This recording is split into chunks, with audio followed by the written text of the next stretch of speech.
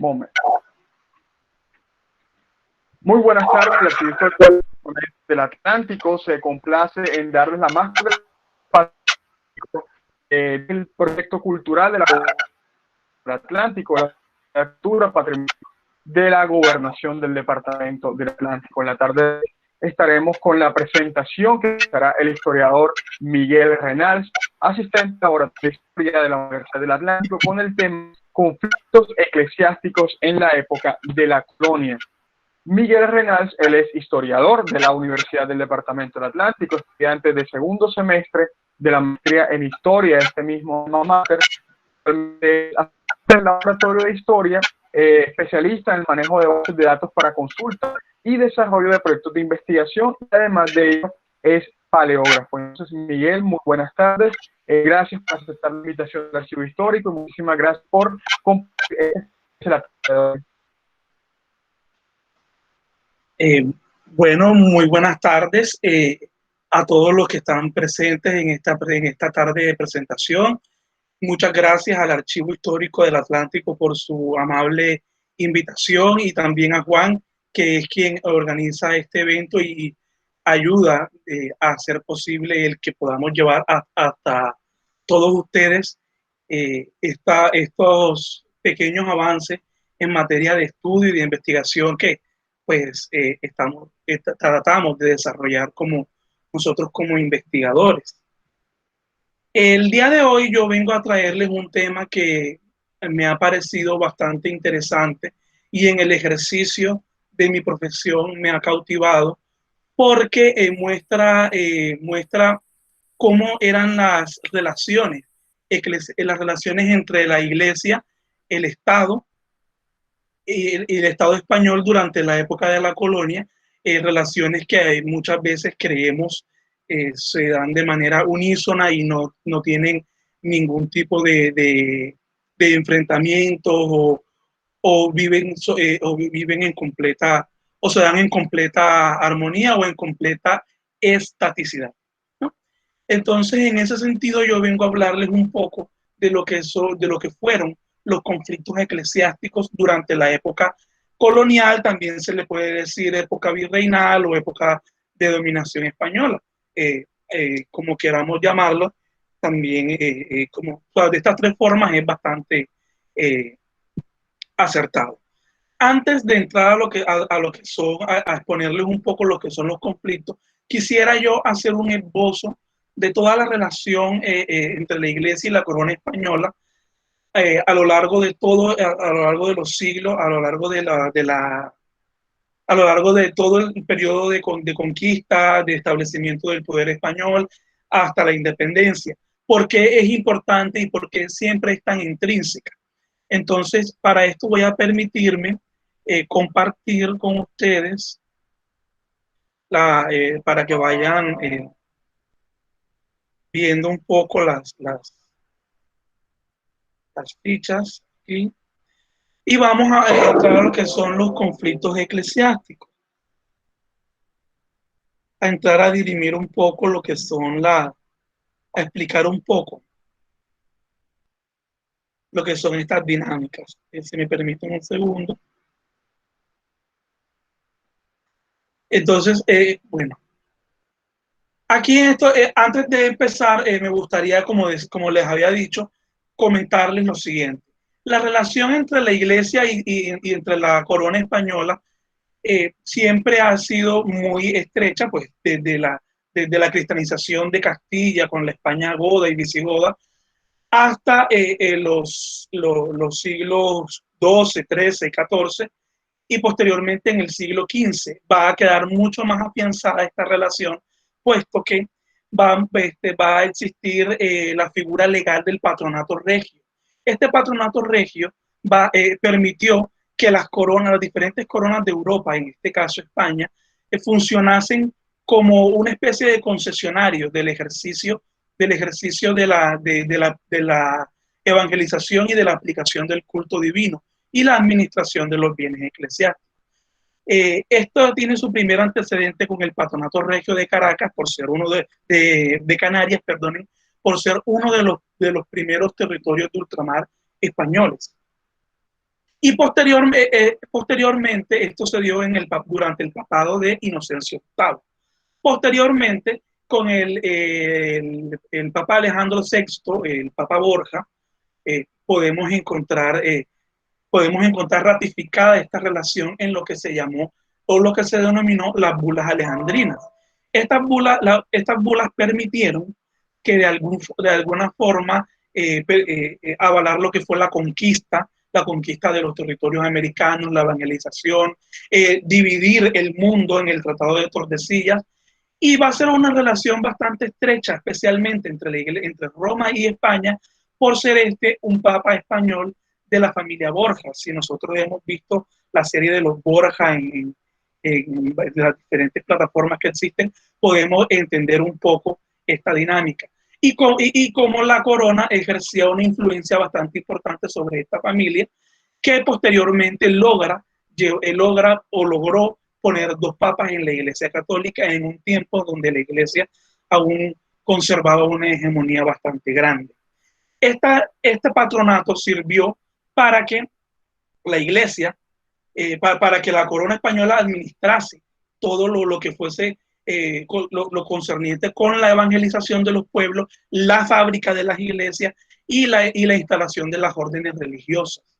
Entonces, posteriormente a esto se da el patronato regio de las Indias o el patronato real de las Indias.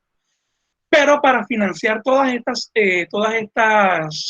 empresas, la corona española solicitó que los diezmos de la iglesia fuesen cobrados directamente por las cajas reales.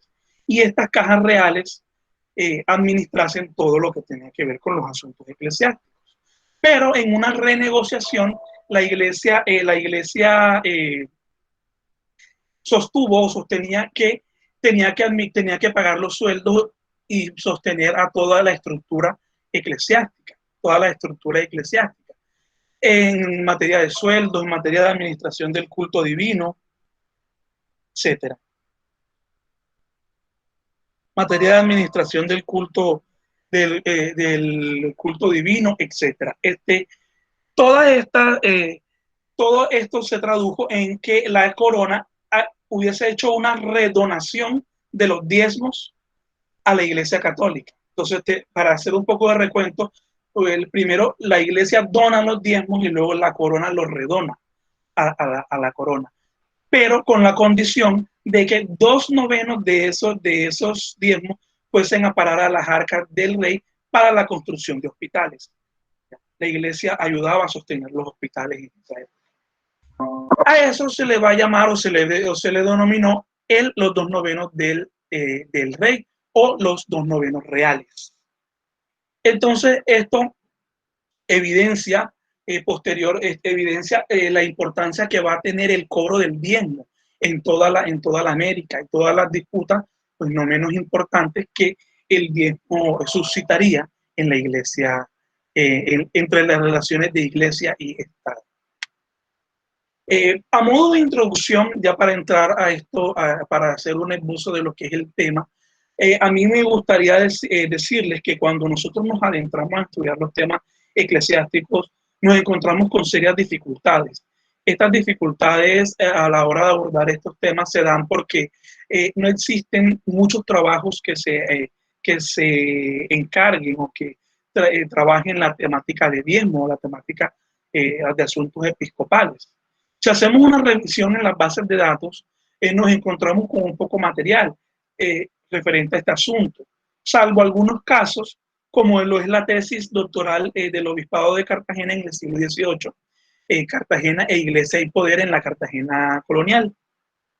Hacemos mención a este trabajo porque es el único que en esa materia da cuenta para la Nueva Granada. Por esto resulta, creería yo, imperiosa la necesidad de hacer un trabajo, de convertir la necesidad de formarnos de trabajos en esa materia, en ese sentido. Desde luego, esto es una labor bastante ambiciosa, visionaria, y que además requeriría de un trabajo constante porque esto es un trabajo bastante grande. Y esto nos ayudaría a construir una historia mucho más amplia de lo que fueron las relaciones entre la Iglesia y el Estado español. Importancia. ¿Por qué yo denomino esta parte como la importancia? Porque hacer un trabajo de estos requeriría primero de una labor bastante, como ya lo mencioné, bastante, ¿cómo decirle? Una labor bastante rigurosa, pero también ese trabajo encuentra su soporte y pertinencia debido a que los estudios sobre la historia de la iglesia son escasos.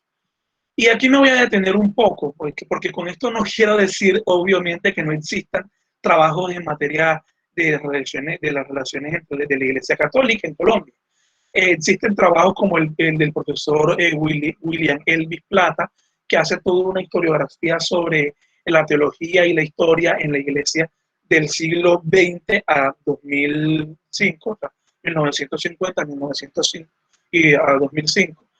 Y en los trabajos del profesor José David Cortés Guerrero sobre un balance historiográfico entre las relaciones de Iglesia y Estado en la Colombia del siglo XVII, del siglo XIX, o sea, desde la independencia hasta finales del siglo XIX.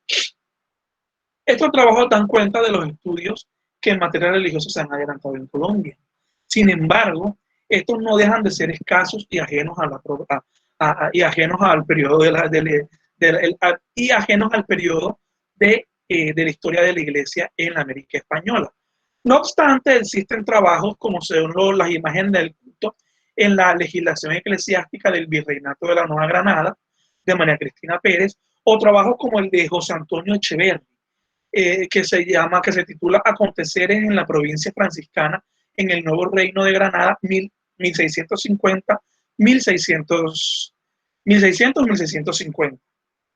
Entonces vemos aquí como si existen algunos trabajos en la época virreinal, por ejemplo el de los aconteceres de la provincia franciscana, que es plena colonia, que es siglo XVII, trabajan ese tema de una forma certera y todo eso, pero estos trabajos evidencian también los vacíos y los silencios que hay en la historia frente frente a la materia de obispos, cobro de diezmos o, o disputas y conflictos. ¿Ya? Entonces, es importante también a veces escuchar los silencios de la historia. Otro punto que da pertinencia a este trabajo está sustentado en la viabilidad que existe dado en la consecución de fuentes. Y estas fuentes son importantes y las vamos a encontrar en los diferentes archivos hispanos y en archivos españoles. Para el caso nuestro, en el Archivo General de la Nación encontramos en la sección Colonia, en su plataforma Archidoc, encontraremos varios fondos documentales que hablan de toda esta importancia de la iglesia y también hablan de las relaciones, de las tensiones que existían en materia de cobro de diezmos, disputas por real de novenos, remates, etc. Y esto los encontramos en la sección Colonia, en el fondo de asuntos eclesiásticos, diezmos y curas y capellanías, que también va a ser muy importante este tema.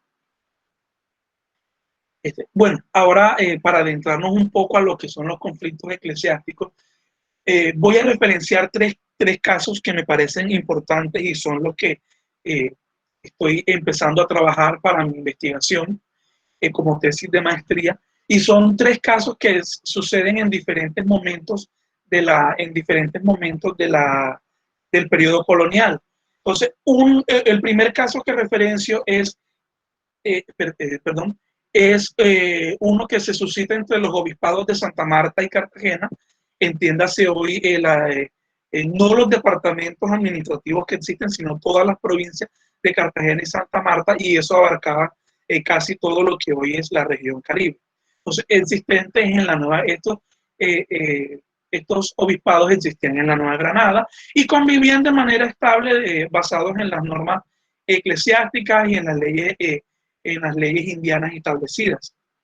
En estos obispados se daba una situación muy particular y esa situación estaba mediada porque los obispados, los feligreses que tuviesen, que fueran feligreses de cierto obispado y tuviesen hatos de ganado en otro, en el de otra jurisdicción, tenían que pagar sus diezmos de por mitad.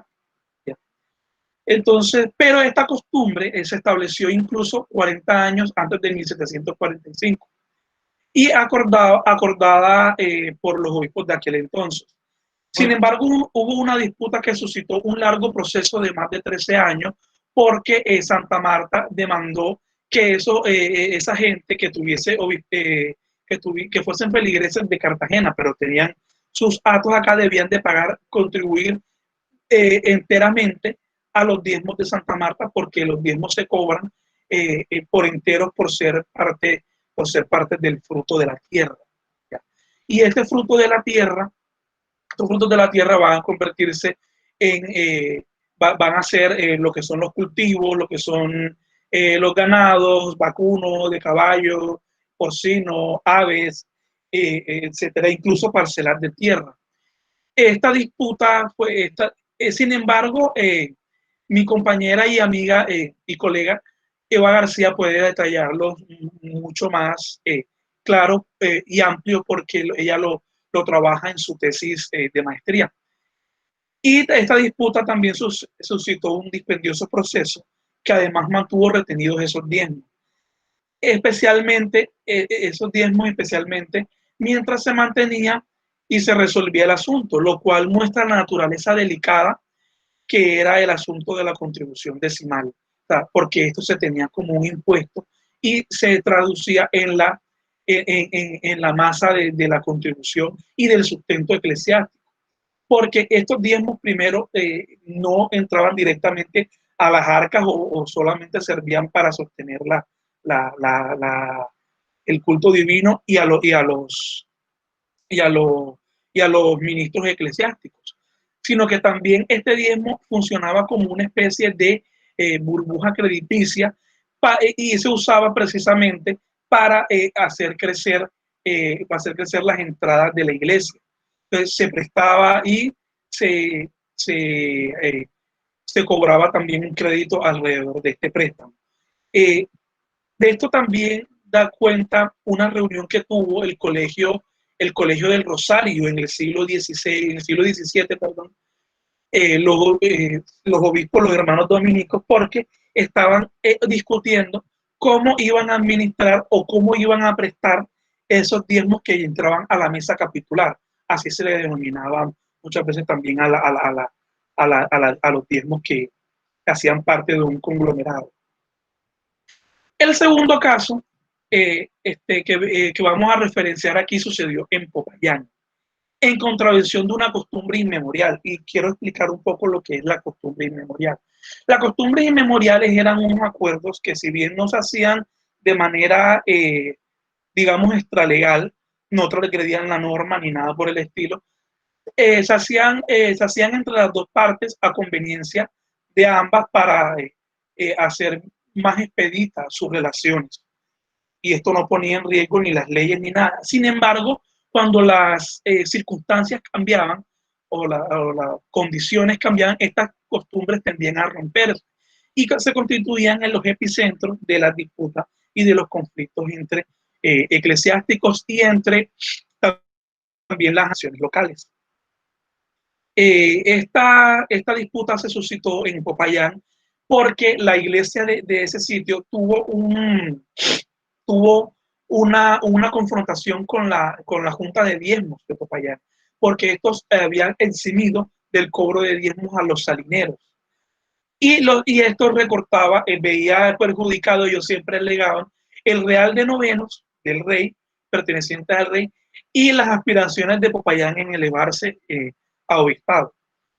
Este caso sucedió en 1804 y se le denomina por algunos académicos el periodo de la colonia tardía. Y se le dice así porque ya estamos en los albores de la independencia. Ojo, hago la aclaración, no quiere decir que para 1804 la gente estuviese pensando en hacer una revolución de independencia, pero hace referencia también a los asuntos y a las circunstancias que estaban cambiando en el contexto mundial en ese entonces. El tercer caso también resulta interesante, pues hace referencia a un conflicto de cobros de real de noveno. Es decir, la villa de San Gil quería cobrar para sí, para sus arcas, el real de novenos que iba destinado al rey. Y entonces, imagínense, esto suscitaba un conflicto primero jurisdiccional y también iba en contravención, primero de las leyes, segundo de la estabilidad, porque estas disputas casi siempre retrasaban muchos procesos. A modo de conclusión, ya para abrir el espacio de preguntas y para no ser tan extenso en la temática, como bien referencia el autor Carlos Bisuete Mendoza, en esta temática las fuentes son numerosas en materia de informes, expedientes, disputas, cuentas, remates, etc. Sin embargo, existen problemas a la hora de consultar estas fuentes porque no podemos tener acceso a los archivos, no sabemos cómo hacerlo, no entendemos la escritura de la época, pero bueno, esos son gajes del oficio que para los académicos pueden irse superando a medida que vamos ganando experiencia o experticia en el terreno. Una segunda conclusión que se traduce más bien es al compromiso y no una conclusión porque estos trabajos nunca están totalmente terminados, es que como investigador yo pueda desarrollar una parte de la historia de la Iglesia en la América Española con el fin de analizar las relaciones de poder que se tejían entre el poder regio y el poder religioso. Poderes que muchas veces y en muchas ocasiones mostraban fronteras difusas. A veces no se sabía hasta dónde llegaba el poder regio o hasta dónde llegaba el poder eclesiástico. Este compromiso también redunda o se traduce en una invitación a mis colegas historiadores a que se adentren mucho más a estas temáticas, dado que esta labor ardua requiere de un trabajo esmerado, riguroso y muchas veces, bueno, y muchas veces no todas las veces sinérgico. Y con esto he querido llegar al fin, con lo poco que sé y lo que estoy trabajando, de lo que eran las disputas y los conflictos eclesiásticos en la época española. Como estos hay muchos, hay muchísimos, solamente debemos darnos a la tarea de iniciar una investigación. Pues muchas gracias. Y podemos, no sé, gracias a todos. Abrimos un espacio de preguntas para los que tengan. Muchísimas gracias a Miguel. Y sí, abrimos un espacio de preguntas aquí en el foro, en el chat, para quienes deseen consultar, hacerle preguntas sobre la temática a Miguel.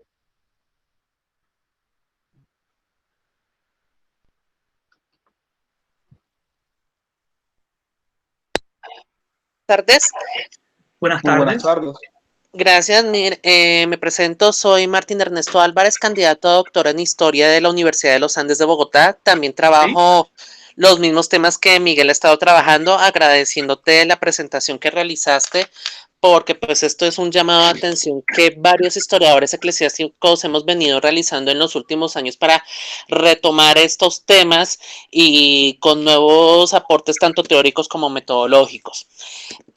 Al ver la presentación, pues hay no es tanto preguntas, pero sí algunas observaciones a partir de mi propio trabajo, que también es sobre conflictos entre poder temporal y poder espiritual, aunque es en la región centro-oriental del Arzobispado de Santa Fe, en la primera mitad del siglo XVII. Entonces es como para tener en cuenta unas cosas que pues quisiera transmitírtelas, Miguel, porque considero que podrían ayudar mucho en el desarrollo de tu investigación y también para, en última instancia, fortalecer las investigaciones comparativas entre las regiones del Nuevo Reino de Granada alrededor del tema eclesiástico. En un primer punto, cuando tú hablas de la redistribución de los diezmos, es importante notar lo que es bajo el concepto de la Concordia de Burgos, porque si no se entiende qué fue específicamente este evento de la Concordia de Burgos, no se entiende cómo fue que se llegó a ese acuerdo entre poder temporal y poder espiritual para redistribuir los diezmos, a pesar de que habían sido ya asignados en las bulas alejandrinas y en la bula de 1508 de patronato.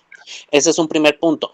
Un segundo punto, es importante mencionar o hacer contexto de los términos que se utilizaban para hablar de los en este caso de la economía espiritual, como lo llama Asunción Labrín, alrededor de la iglesia. No es preciso hablar de sueldo, sino hablar o de salario sinodal o de estipendio para la congrua sustentación, ya sea de un cura doctrinero o de un cura parroquial o del cabildo catedralicio. Cuando tú hablas de que hay muy poco de temas de diezmos, en los últimos años algunos historiadores lo han abordado. Me refiero, por ejemplo, al profesor Juan Fernando Cobo en la Universidad de Cambridge. En su tesis doctoral habla justamente sobre los conflictos por diezmos, aunque en el caso de Santa Fe, en la primera mitad del siglo XVI, entre el cabildo catedralicio y el arzobispo Bartolomé Lobo Guerrero, que luego continuaron con Hernando Arias de Ugarte. Igualmente, en el libro de Gary Graff sobre cofradías en el Nuevo Reino de Granada, cuya única edición lastimosamente aquí en Colombia está aquí en la Biblioteca Luis Ángel Arango del Banco de la República, habla también sobre la distribución de los 2 novenos y cómo esa distribución también creó conflictos no solo alrededor de los cabildos, sino en lo que sería posteriormente la conformación de las distintas cofradías. Igualmente, el profesor Jaime Borja de la Universidad de los Andes y Juan Fernando Cobo, en un texto de los 450 años de la arquidiócesis, hablan también sobre el problema de los diezmos en el Nuevo Reino de Granada en el siglo XVII. E igualmente, dos profesores acá de la Universidad de los Andes, la profesora Diana Bonet, hizo un artículo sobre los conflictos del arzobispado durante la segunda mitad del siglo XVI, o sea, Fray Juan de los Barrios y Fray Luis Zapata de Cárdenas, donde también empezaron a haber ciertas discrepancias sobre la distribución de los diezmos.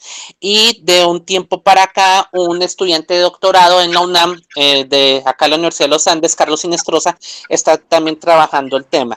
Y también no se puede olvidar los textos de Luis Carlos Mantilla, que también hablan sobre esos conflictos con Arias de Ugarte y luego de Guerrero alrededor del tema de los diezmos. Inclusive es importante mencionar que en el Archivo General de Indias, en el Fondo Audiencia de Santa Fe, ahí está todo lo que fue el conflicto de diezmos en el arzobispado en 1605, si no estoy mal, con Lobo Guerrero. Es un texto bastante voluminoso de unos 200, 300 folios que en esto concuerdo contigo, Miguel. Sí es importante que se aborde o se vuelva a retomar el tema de los diezmos, ya que pues claro, nos quedamos solamente con la revisión que hizo en su momento Juan Manuel Pacheco en la historia extensa de Colombia, pero que como señala el profesor Renan Silva, es importante que estos textos que fueron editados en su momento por la Academia Colombiana de Historia nos dan bastantes datos y nos dan una primera aproximación para poder tener un punto de partida para investigar el tema de los diezmos. Y por último, quiero mencionar de que esto sí debe ser un llamado para que entre los distintos cuerpos eclesiásticos que hubo acá en el Nuevo Reino de Granada en la época colonial, la Arquidiócesis de Santa Fe, el Obispado de Cartagena, Santa Marta, el de Popayán, es necesario retomar los estudios de contraste y de comparación, no solo frente a los conflictos que tuvieron por el aspecto económico o por las diferencias de jurisdicción, que ese es un tema sumamente importante. No se ha mirado que entre el poder temporal y el poder espiritual, a pesar de que estuviesen en cierta manera coludidos a través de la regalia patronal, no significase que los conflictos jurisdiccionales no fueron constantes a lo largo del siglo XVII y el XVIII, los conflictos de jurisdicción, los cuales se vieron reflejados tanto en temas de diezmos como en los temas del saludo ceremonial, que así parezca un asunto baladí, es un tema importantísimo porque ahí se demostraba el poder e influencia de ambos órdenes corporativos. Y también lo que es importante en entender cómo en cada una de las regiones, y esto es una hipótesis que ha tenido en los últimos tiempos la doctora Marta Herrera aquí en la Universidad de los Andes, no en todas las regiones la manera como se articulaba poder temporal y poder espiritual es la misma. Y por último, cuando tú mencionas este concepto de la costumbre memorial, haciendo relación al caso de los diezmos en Popayán, me recuerda al historiador Julián Andrés Velasco, que ha estado trabajando justamente sobre historia del derecho en el Nuevo Reino de Granada en el siglo XVIII y habla específicamente sobre este concepto. Con esto quiero dar a entender de que a la hora de hacer los estudios sobre la historia de la Iglesia y su relación con el poder temporal en el Nuevo Reino de Granada y en los reinos americanos, es importante importante hacerlo desde la historia del derecho indiano. En esto, la profesora Benedetta Albani del Instituto Max Planck de Berlín ha enfatizado mucho que es necesario que estas relaciones se enfaticen desde un derecho indiano comparado y desde un derecho indiano que tenga en cuenta no solo lo que aplican las leyes de India, sino también lo que tenía el derecho eclesiástico, en este caso, a partir de las disposiciones conciliares. Gracias. Muchísimas gracias por tu intervención, Miguel.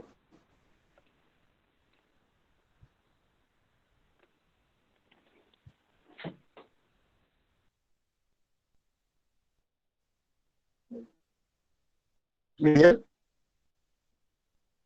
creo que tiene problemas con la comunicación. Ay, perdón, ya aquí estoy. ¿Me escuchan? Vale, muchísimas gracias a Martín por la intervención y los aportes tan valiosos que acaba de hacer. Miguel, tenemos una pregunta. Jesús Castro bueno, aparte de las felicitaciones, tiene una pregunta en la que te dice, ¿cuáles son, pues desde tu criterio, los retos metodológicos del investigador para tratar este tema? ¿Cuáles son, según tu criterio, los retos metodológicos del investigador para tratar este tema? Bueno, pero primero voy a permitirme responderle al compañero Martín, perdón, que Martín, bueno, sí. ha hecho un aporte bastante valioso y también, primero que todo, agradezco su intervención. Nos da luces y sabemos que nos damos cuenta que no estamos solos en este trabajo, es bastante arduo. Bueno, con respecto a la Concordia de Burgos, lógicamente, esto es un tema al que se hace referencia en todos los documentos, en la mayoría de los documentos, por lo menos a los que he analizado. La Concordia va a estar presente incluso en para el caso que se dio entre Santa Marta y Cartagena,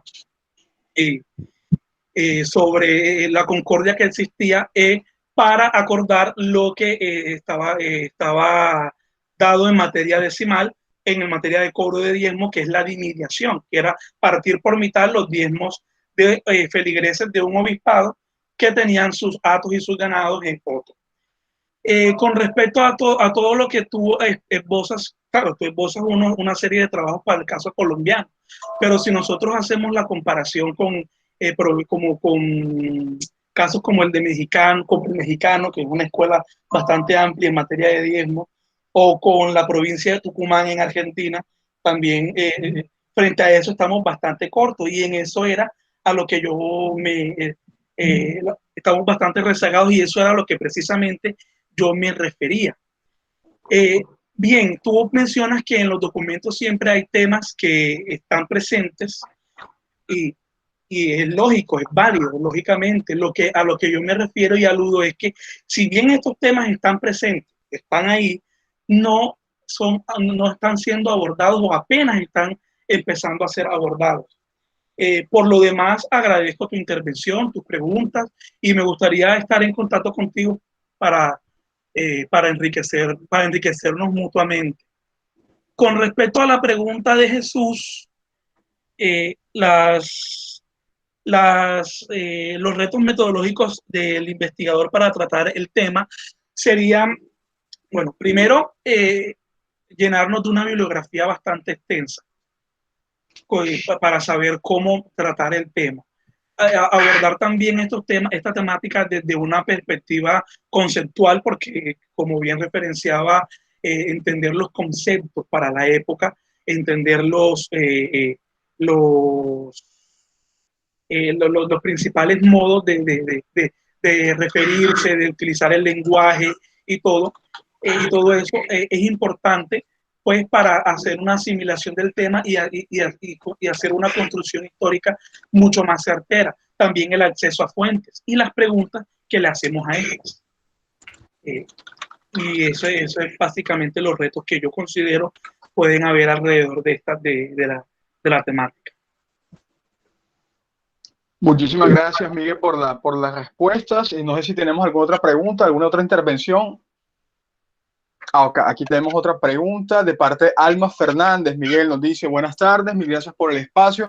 ¿Dónde podríamos encontrar información sobre los sitios desde donde empezaron a construir las iglesias? No sé si manejan un poco esa temática. Claro, esa pregunta es muy importante. Yo la considero bastante interesante, porque nosotros podemos ver en el Archivo General de la Nación, en la sección Colonia, podemos entrar en fábrica de iglesias, que es un subfondo, y esto se sustenta mucho con el Real de Novenos, y también en el fondo visitas. Ustedes saben que las visitas eran los informes que hacían los visitadores de la corona española para verificar el trabajo de las personas de los diferentes cuerpos administrativos del poder o de los virreinatos.